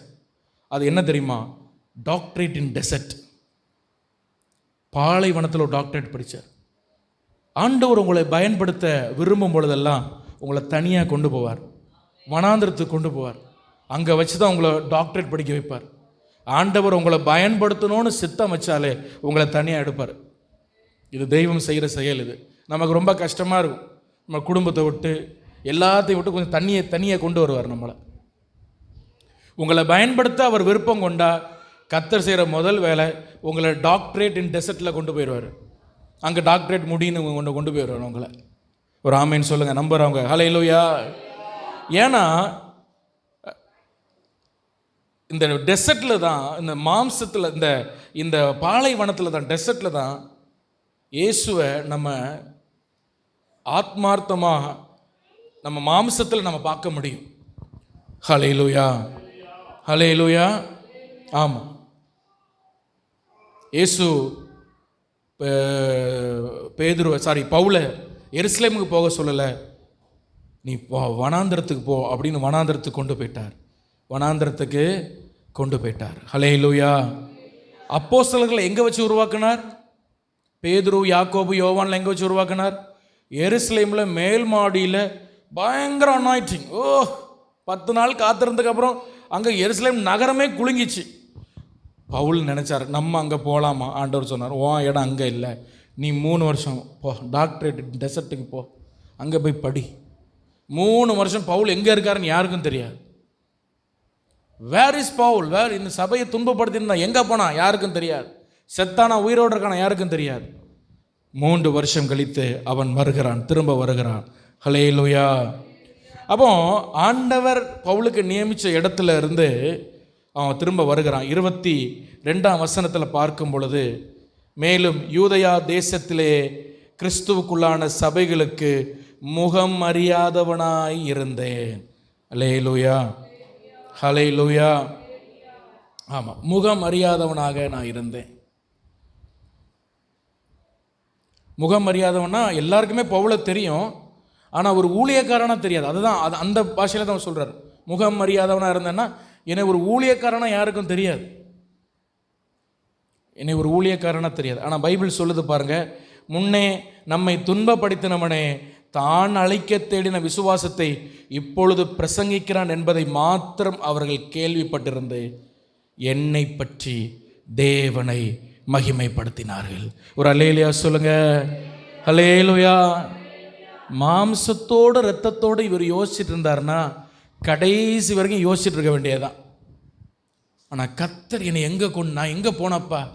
ஊழியத்துக்கு அழைக்கிறேன், நான் இப்போ எங்கே போனேன்? போ, வனாந்திரத்துக்கு போ, 3 வருஷம் யார் கண்ணிலையும் படாத. சரி, ஓகே. சின்ன பிள்ளைமோர் கீழ்ப்படிஞ்சார். அங்கே கடந்தார், சாப்பிட்டும் சாப்பிடாம, தண்ணி குடிச்சும் குடிக்காமல் ஜெபம் பண்ணார். தேவன் கிருபை வரங்களால் நிரப்பினார் அவரை, வெளிப்பாடுகளால் நிரப்பினார் அவரை. திரும்ப வர்றாரு பாருங்க, பிரசங்கம் பண்ணுறாரு. ஒருத்தரும் நம்ப முடியலை. எல்லாரும் சொல்கிறாங்க, கர்த்தரை மகிமைப்படுத்துகிறாங்க. ஆண்டவர் அழிக்க தேடினதே இவன் மறுபடியும் கட்டுறானேன்னு சொல்லி கர்த்தரை எல்லாரும் மகிமைப்படுத்துகிறாங்க. அதுதான் கர்த்தர் செய்கிற காரியம். ஹல்லேலூயா. இவன் பவுல் மாம்சத்தோடு இரத்தத்தோடும் யோசிச்சுட்டு இருந்தா இது நடக்குமா? சுயத்தில் யோசிச்சுட்டு இருந்தால் இது நடக்குமா? ஹல்லேலூயா. சில காரியங்கள் ஆண்டவர் வசனத்திலேருந்து உங்களோடு பேசும் பொழுது அப்படியே நம்புங்க, அதுக்கு அப்படியே கீழ்ப்படிங்க. ஹல்லேலூயா. ஏசப்பா, நான் இதுக்கு ஒப்பு கொடுக்குறேன்ப்பா, இது நீர் எனக்கு தந்த வசனம்தான். ஹல்லேலூயா. நல்லா கவனிங்க. ஆண்டவர் உங்களுக்கு ஒரு வாக்குத்தத்தம் தாராருன்னு வைங்களேன், அந்த வாக்குத்தத்தத்துக்கு ஆப்போசிட்டாக தான் எல்லாம் நடக்கும். நீங்கள் எழுதியோட வச்சுடுங்க, எழுதி உங்கள் வீட்டில் உங்கள் கண்ணாடியில் மாட்டி வச்சுடுங்க. ஒரு வாக்குத்தத்தம் ஆண்டவர் உங்களுக்கு தாராருன்னா அடுத்த நாளில் இருந்து அந்த வாக்குத்தத்துக்கு எல்லாமே ஆப்போசிட்டாக தான் நடக்கும்.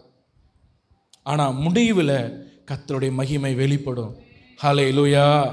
ஆமாம். அப்போ பவுலை கொண்டு ஆண்டவர் அதை செய்தார். எலும்புனோன்னு நான் ஊழியத்துக்கு போயிடும் அப்படிலாம் இல்லை.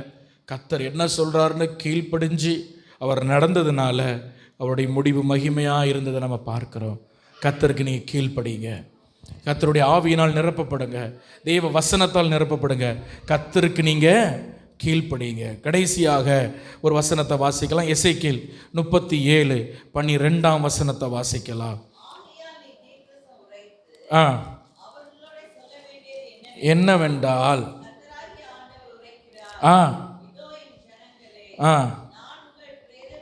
நான் உங்கள் பிரேத குழிகளை திறந்து உங்களை உங்கள் பிரேத குழியிலிருந்து வெளிப்படவும் வரவும் பண்ணுவேன்.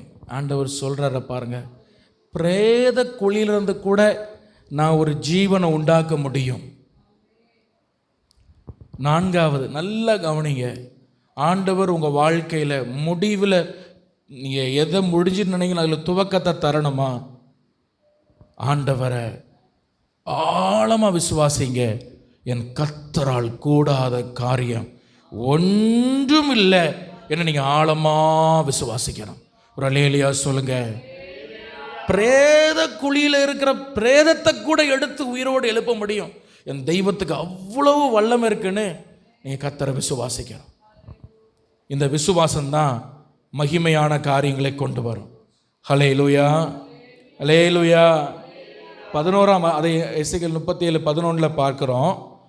2வது பகுதியில், இதோ அவர்கள் எங்கள் எலும்புகள் உலர்ந்து போயிற்று, எங்கள் நம்பிக்கை அற்று போயிற்று, நாங்கள் அறுப்புண்டு போகிறோம். 3 காரியம் சொல்கிறாங்க.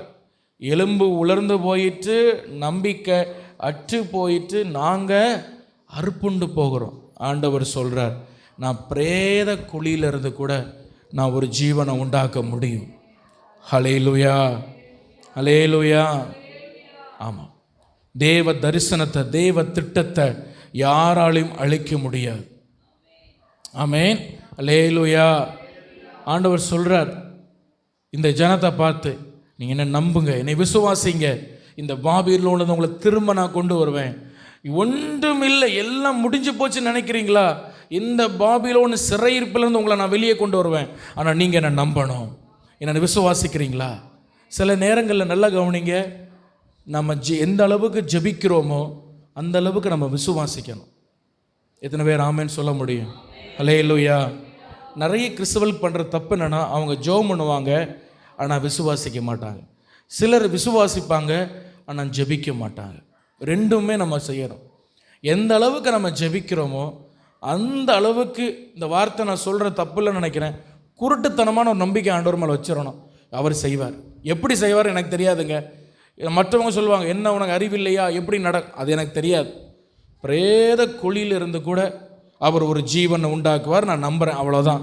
என் தேவனால் கூடாத காரியம் ஒன்றுமில்லை. ஹல்லேலூயா. இந்த பாபிலோன் என்னை பிடிச்சி வச்சிருக்கிறான், இந்த பாபிலோன் என்னை அழிக்க போகிறான், இல்லை இல்லை, இதில் ஒரு உயிர் தெழுந்த வல்லமையை நான் உங்களை வெளிப்படுத்துவேன். இது ஒரு உயிர் தெழுந்த வல்லமையை நான் உங்களுக்கு இந்த இடத்துல வெளிப்படுத்தி உங்களை திரும்ப இந்த தேசத்துக்கு உங்களை கொண்டு போவேன் என்று ஆண்டவர் வாக்கு பண்ணினார் பாருங்க. எசேக்கியேல் அப்படியே அதை விசுவாசித்தான். ஹல்லேலூயா, ஹல்லேலூயா. ஆமாம், கர்த்தருடைய பரிசுத்த நாமம் மகிமைப்படுவதாக. அவருடைய உயிர் தெழுந்த வல்லமை அதை செய்யும். அவருடைய உயிர் தெழுந்த வல்லமை அதை செய்யும். நீங்கள் அதை நம்பணும். ஹல்லேலூயா. நம்ம யாரை ஆராதிக்கிறோம் சொல்லுங்கள் பார்ப்போம்? நம்ம ஜீவனுள்ள தேவன் ஆராதிக்கிறோம். இந்த ஜீவனுள்ள தேவன் எப்படிப்பட்டவர்? அவர் மரித்து 3ஆம் நாள் கல்லறையிலிருந்து எழும்பின ஒரு தெய்வத்தையாக நாம் ஆராதிக்கிறோம். நம்ம லைஃப்லையும் எல்லாம் இப்படி தான் நடக்கும். எல்லாம் மறித்து அப்புறம் தான் உயிரோடு எழும்போம். அவன் சொல்லுங்க ஹல்லேலூயா. ஆமாம், ஏன்னா நம்ம ஆராதிக்கிற தெய்வம் அப்படிப்பட்டவர், அப்படி தான் செய்வார். நீங்கள் எதையா ஒன்று நம்பி ஒரு பிடியை பிடிச்சி வச்சுக்கிட்டு, உலகத்துலேயும் ஒரு பிடியை வச்சுக்கிட்டு, இந்த நபரை நான் நம்புகிறேன் ஆனால் நான் ஜெபம் பண்ணுறேன், இந்த நபரை நம்புகிறேன் ஆனால் நான் ஜெபம் பண்ணுறேன், அப்படி இருப்பீங்களோ வைங்களேன், ஆண்டவர் ஒன்றுமே செய்ய மாட்டார். என்னைக்கு இந்த நபர் சாகிறாரோ அப்போ தான் ஆண்டவர் கிரியை செய்வார். சாகிறாருன்னா அவர் சாக மாட்டார், நல்லா தான் இருப்பார். உங்கள் லைஃப்பை விட்டு என்னைக்கு தள்ளி வைக்கிறாரோ அன்னைக்கு தான் தெய்வம் கிரியை செய்வார். ஹல்லேலூயா. உங்கள் உசியா மறிக்கணும். உங்கள் உசியா உங்களுக்கு புரியல, என்ன உசியா கிசியாங்காரு? பைபிள் படித்தா தானே புரியும். ஏசாயா தீர்க்கதரிசன புஸ்தகத்தில் 6ஆம் அதிகாரத்தில் கர்த்தர் ஏசாயாவுக்கு ஒரு தரிசனத்தை காட்டுகிறார். எப்போ காட்டுறாரு தெரியுமா? உசியா ராஜா செத்து போனதுக்கப்புறம். உசியா ராஜா மரணம் அடைஞ்ச பிறகு தான் ஏசாயாவுடைய ஊழியம் ஆரம்பிக்குது. அப்போ சில உசியாக்களை நீங்கள் நம்பிக்கிட்டு இருக்கீங்க. சில உசியா காரியங்கள், உசியான்னு சொல்கிறது சில உலக பிரகாரமான நம்பிக்கை, உலக பிரகாரமான சில ஆசைகள், உலக பிரகாரமான சில இச்சைகள், உலக பிரகாரமான சில நம்பிக்கைகள், இதெல்லாம் நம்ம நம்பிக்கொண்டு இருக்கிறோம். இந்த உசியா செத்த பிறகு தான் நம்ம கண்ணு திறக்கப்படும். ஆமென், ஹல்லேலூயா. உங்கள் உசியா எது? அது மறிக்கட்டும். எதை நம்பிக்கொண்டு இருக்கிறீங்க? உலக பணத்தையா, பொருளையா, உங்கள் திறமையா, தாளந்தா, எந்த உசியாவை நீங்கள் நம்பிட்டு இருக்கீங்களோ அந்த உசியா சாக ஒப்பு கொடுங்க. அப்போ தான் பரலோக தேவனுடைய செயல்பாடுகளை உங்கள் வாழ்க்கையில் நீங்கள் பார்க்க முடியும். ஹல்லேலூயா, ஹல்லேலூயா. ஏன்னா நம்ம ஆராதிக்கிற ஆண்டவர் அவர் மரித்து உயிரோடு எழும்பினதுனால நம்ம லைஃப்பில் எல்லாமே மரிச்சு போனது போல் இருந்தாலும் அங்கே அந்த பிரேத குழிகளில் அவருடைய உயிர்த்தெழுந்த வல்லமை கிரியை செய்யும் என்று நம்ம என்னைக்கு அவரை முழுமையாக நம்புகிறோமோ அங்கே அவருடைய செயலை நம்ம ஆழமாய் பார்க்க முடியும். 4 காரியங்கள் நான் சொன்னேன். நீங்கள் தேவ ஆவியால் நிரப்பப்பட்டுருங்க, தேவ வசனத்தால் நடத்தப்படுங்க, ஒரு சின்ன புள்ள போல தேவனுக்கு கேள்வி கேட்காம கீழ்ப்படிங்க, தேவனை நீங்கள் ஆழமாக விசுவாசிங்க. நீங்கள் எதில் முடிஞ்சு போச்சுன்னு நினைக்கிறீங்களோ அதில் ஒரு புதிய துவக்கத்தை தர அவர் நல்ல தேவனாக இருக்கிறார். நம்ம எல்லாரும் முழங்கால் பண்ணிடலாமா, ஜெபம் பண்ணலாமா? எல்லாரும் எழும்பி நிற்கலாம். நம்ம எல்லாரும் கொஞ்சம் நேரம் எழும்பி நிற்கலாம். ஹல்லேலூயா. ரொம்ப நேரம் நம்ம உட்கார்ந்துருக்கிறோம். எல்லா தெய்வ சமூகத்தில் நம்ம எழும்பி நின்று ஜெபம் பண்ண போகிறோம். யாரும் தயவு செய்து அங்கேயும் பார்க்கக்கூடாது. ஒரு 5 நிமிஷம் நம்ம எல்லாரும் ஜெபிக்க போகிறோம். நீங்கள் இந்த ஜெப நேரத்தை நீங்கள் அசட்டப் பண்ணக்கூடாது. தயவாக நான் சொல்கிறேன். ஹல்லேலூயா. முடிஞ்சிட்டு அப்பா முடிஞ்சிட்டு என்னை வீட்டுக்கு போகலாம். இந்த சின்ன பிள்ளைகள் மாதிரி இந்த ஸ்கூல் முடிஞ்ச மாதிரி நிற்கக்கூடாது. ஆமாம், நல்லா ஜெபம் பண்ணுங்க. நான் நல்ல வசனம் கேட்டிருக்கேன், நான் ஜெபம் பண்ணிட்டு தான் போவேன் அப்படிங்கிற ஒரு இதோடு இருங்க. எவ்வளோ ஒரு 10 நிமிஷம் நான் ஜெபம் பண்ணிட்டு தான் போவேன் என்கிற ஒரு நம்பிக்கையோடு விசுவாசத்தோடு இருங்க. எல்லாரும் அப்படியே கொஞ்ச நேரம் ஜெபம் பண்ணுங்க பார்ப்போம். இவ்வளோ நேரம் ஆண்டவர் உங்களோடு பேசி இருக்கிறார். கொஞ்ச நேரம் நம்ம எல்லாரும் ஜெபம் பண்ணுவோம். ஹல்லேலூயா, ஹல்லேலூயா, ஹல்லேலூயா, ஹல்லேலூயா. நம்பிக்கை இல்லாத இடத்திலே ஆமீன் முடிவிலே துவக்கத்தை தருகிறவர். எல்லாம் முடிந்து போயிற்று என்று நினைக்கிற காரியத்தில் ஒரு துவக்கத்தை தருகிற கர்த்தர். ஓராபா சந்தடா தீகபா லஹதனா ரீத்தல ஹந்துடபா சந்தரபா. இந்த ஆராதனைக்கு வரும்பொழுது சிலர் ஆமீன் வாழ்க்கையில் சில காரியங்கள் முடிந்து போயிற்று, இனி அதில் ஒரு நம்பிக்கை இல்லை என்ற ஒரு எண்ணத்தோடு வந்தீங்க. கர்த்தருடைய ஆவியானவர் உங்களோடு பேசி இருக்கிறார். ஹல்லேலூயா. கர்த்தருடைய ஆவியானவர் உங்களோடு பேசி இருக்கிறார். தூரத்தில் கர்த்தர் உங்களோடு பேசுகிறார். ஆமீன். ஜெபம் பண்ணுங்க, ஜெபம் பண்ணுங்க. ஆண்டவரே, ஆண்டவரே என்னை உம்முடைய ஆவியால் நிரப்பும், வசனத்தால் நிரப்பும். ஒரு கீழ்ப்படிதல் உள்ள கிறிஸ்தவ ஜீவியத்தை எனக்கு தாரோ, ஒரு விசுவாசம் உள்ள கிறிஸ்தவ ஜீவியத்தை தாரோ. எவ்வளவுதான் ஜெபித்தாலும் சில நேரங்கள் என்னால் விசுவாசிக்க முடியாத ஒரு நிலை இருக்கிறதப்பா. ஒரு சந்தேகம் எனக்குள்ள இருந்து கொண்டே இருக்கிறது. அதை என்னை விட்டு மாற்றும். விசுவாச வரத்தை தாரோ, விசுவாச கனியை தாரோ. கேளுங்க, ஆண்டவர்கிட்ட கேளுங்க. ஹல்லேலூயா, ஹல்லேலூயா. ஆமென். ஜெபம் பண்ணுறீங்களா? ஜெபம் பண்ணுங்களா? வாய்களை திறந்து உங்கள் சத்தம் உங்களுக்கு கேட்குற மாதிரி ஜெபம் பண்ணுங்க பாப்பா. ஹல்லேலூயா. எவ்வளோ நேரம் வசனம் கேட்டீங்க? நீங்கள் ஜெபம் பண்ணுங்க, ஜெபம் பண்ணுங்க. ஹல்லேலூயா. தயவு செய்து யாரும் அமைதியாக இருக்காதீங்க, ஜெபம் பண்ணுங்க. ஹல்லேலூயா. கர்த்தருடைய ஆவியானவர் இவங்களை எப்படி ஜெபிக்க நடத்துகிறாரோ அப்படி நான் ஜெபிக்க உங்களை ஒப்பு கொடுங்க. ஆவியானவர்கிட்ட கேளுங்க, ஜெபிக்க கிருபையை கேளுங்க. ஹல்லேலூயா, ஹல்லேலூயா. உங்களுக்கு அவருடைய உங்கள் சிந்தையில் ஆண்டவர் போடுற அந்த பாயிண்ட்ஸுக்கெல்லாம் ஜெபம் பண்ணுங்க. ஆமேன், ஆமேன், ஆமேன், ஆமேன், ஆமேன். ஓ ஹல்லேலூயா. லீதாரா தாடா தீராமா சந்துடாரா தீரா கந்தலாரபா சந்தரபா உடையாந்தரபா. ஓ முடிந்து போன நிலை இடங்களிலே ஒரு துவக்கம் உண்டாகட்டும் என்று நான் ஜெபிக்கிறேன். ஒரு துவக்கம் உண்டாகட்டும் என்று ஜெபிக்கிறேன்.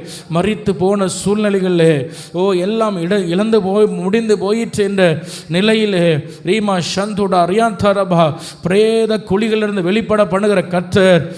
ஹல்லேலூயா. ஒரு அற்புதத்தை செய்யுங்கப்பா. உம்முடைய ஜனத்துக்கு ஒரு அற்புதத்தை செய்யப்பா.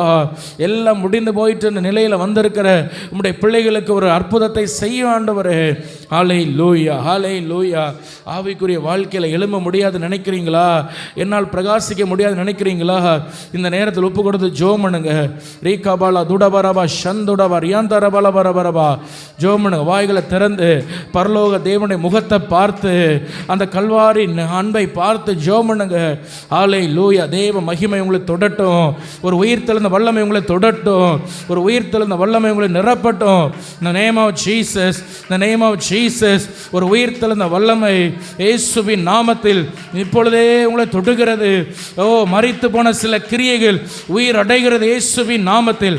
எல்லாரும் கரங்களை தட்டி ஆண்டவரை மகிமைப்படுத்துங்க.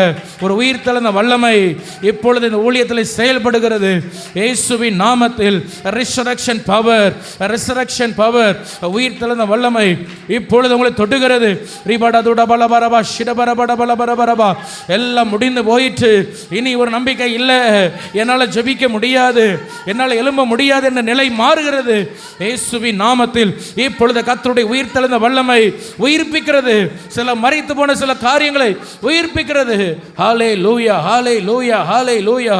நன்றி நன்றி நன்றி நன்றி நன்றி நன்றி நன்றி அப்பா, நன்றி அப்பா, நன்றி அப்பா, நன்றி அப்பா. ஹல்லேலூயா, ஹல்லேலூயா. நன்றி ஆண்டவரே மகு ஸ்தோத்திர, நன்றி ஆண்டவரே மகு ஸ்தோத்திர, நன்றி ஆண்டவரே மகு ஸ்தோத்திர. ஹல்லேலூயா. எல்லாரும் கர்த்தரை ஸ்தோத்திரம் பண்ணுவோமா? ஹல்லேலூயா, ஹல்லேலூயா, ஹல்லேலூயா. நன்றி ஆண்டவரே. உமக்கு பிரியமானதை செய்ய எனக்கு கற்று தாரும் தேவனே. உமக்கு பிரியமானதை செய்ய எனக்கு கற்று தாரும் தேவனே. நீரே என் தேவன், உம் நல்ல பரிசுத்த ஆவியானவர் செம்மையான வழியிலே நடத்த வேண்டுமே, செம்மையான வழியிலே நடத்த வேண்டுமே. மேக ஸ்தம்பமே, மக்கினி ஸ்தம்பமே, தேற்றும் தெய்வமே, துணையாளரே. மேக ஸ்தம்பமே, அக்கினி ஸ்தம்பமே, தேற்றும் தெய்வமே, துணையாளரே. உமக்கு பிரியமான, உமக்கு பிரியமானதை ஏசப்பா, உமக்கு பிரியமானதை செய்ய என்னை உருவாக்கப்பா. உமக்கு பிரியமானதை செய்ய எனக்கு கற்று தாரும். ஒரு விசை கூட உமக்கு பிரியமானதை செய்ய, உமக்கு பிரியமானதை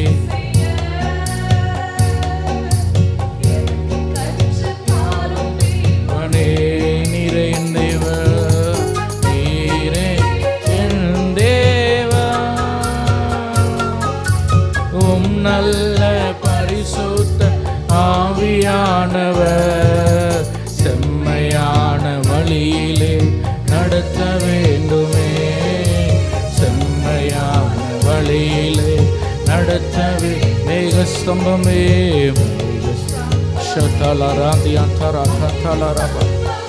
ஓ தேற்றும் தெய்வம், துணையாளரே. மேகஸ்தம்பமே, அக்கினி ஸ்தம்பமே, தேற்றும் தெய்வமே, துணையாளரே. கர்த்தர் நம்மோடு பேசின கிருபைகளுக்காய் கரங்களை தட்டி நம்ம எல்லாரும் கர்த்தரை ஸ்தோத்திரம் பண்ணலாமா? ஹல்லேலூயா, ஹல்லேலூயா. ஆண்டவருக்கு நன்றி சொல்லுங்க. ஏசப்பா, என் கூட நீங்க பேசினதுக்காக நன்றி அப்பா. இந்த வசனத்தை கொண்டு, இந்த வார்த்தையை கொண்டு என்னோடு பேசுறீர். நான் ஆண்டவரை சோர்ந்து போய் வந்தேன், என்னோடு நீர் பேசின கிருபைகளுக்காய் உமக்கு நன்றி ஆண்டவரேன்னு சொல்லுங்க. ஹல்லேலூயா, ஹல்லேலூயா, ஹல்லேலூயா. நன்றி அப்பா, உமக்கு சோதரம் சோதரம் சோதரம் சோதரம் சோதரம் சோதரம் சோதரம் சோதரம் சோதரம் சோதரம். ஆமென், ஆமென், ஆமென். எங்களை அதிகமாக நேசிக்கிற நல்ல தகப்பனே, நாங்கள் துதிக்கிறோம், ஸ்தோத்தரிக்கிறோம். ஆசீர்வதிக்கப்பட்ட இந்த நல்ல ஆண்டவரே ஸ்தோத்திரம். பகல் வேலைக்காய் நன்றி. இந்த நேரத்திலும் உடைய சமூகத்தில் நாங்கள் கூடி நாங்கள் பாடி ஆராதிக்க, வார்த்தைகளை கேட்க, ஜெபிக்க, இந்த நல்ல கிருபைகளுக்காக உமக்கு ஸ்தோத்திரம். இந்த வாரம் முழுவதும் உடைய பிள்ளைகளை கர்த்தர் நடத்தும், ஆசீர்வதியும், எல்லா தேவைகளையும் சந்தி. இந்த பேசப்பட்ட வார்த்தையின்படியே கர்த்தர் ஆண்டவரே முடிந்து போன சூழ்நிலைகளிலே உடைய உயிர்த்தெழுந்த வல்லமையை கர்த்தர் அனுப்பி ஒரு பெரிய ஒரு அற்புதத்தை உடைய பிள்ளைகளுக்கு கர்த்தர் செய்யும்படியாக நாங்கள் ஜெபிக்கிறோம் அப்பா. அதை நாங்கள் எதிர்பார்ப்போடு நாங்கள் இந்த இடத்திலிருந்து கடந்து செல்கிறோம்.